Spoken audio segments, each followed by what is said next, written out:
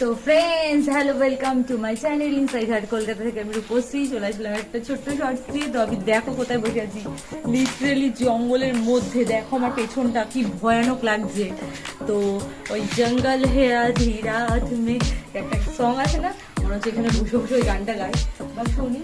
দেখো ডিপ গভীর জঙ্গল পেছনটায়, আর এখানটা একটা ছোট্ট মানে এরকম বসার জায়গা করেছে। তো আমি এসে বসলাম, ভালো তোমাদের সাথে শেয়ার করি।